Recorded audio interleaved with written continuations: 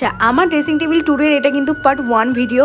এটা হচ্ছে আমার ড্রেসিং টেবিল, যেটা হচ্ছে গোদরেজের। আমি যেহেতু সাজগোজ করতে ভীষণই ভালোবাসি, সেই জন্য বর্মশাই ড্রেসিং টেবিলের ওপর একটা বড় লাইট লাগিয়ে দিয়েছে।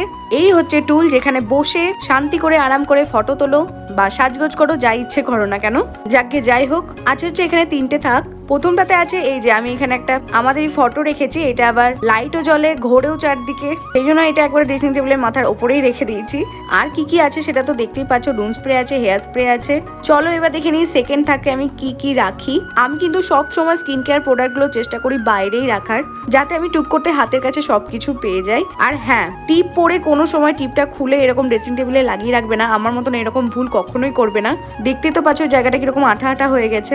তো সেকেন্ড থাকতে তো দেখতেই পেলে আমার সব স্কিন কেয়ার প্রোডাক্টই আছে। আর একদম নিচে তাকটাতে রেখেছি হচ্ছে আমার ঠাকুর, চিরুনি আছে, সিঁদুর আছে, এইসবই আছে। স্কিন কেয়ারের মধ্যে আমি এখন জাস্ট কয়েকটা প্রোডাক্ট ইউজ করছি। পার্ট 2 কিন্তু খুব তাড়াতাড়ি আসতে চলেছে।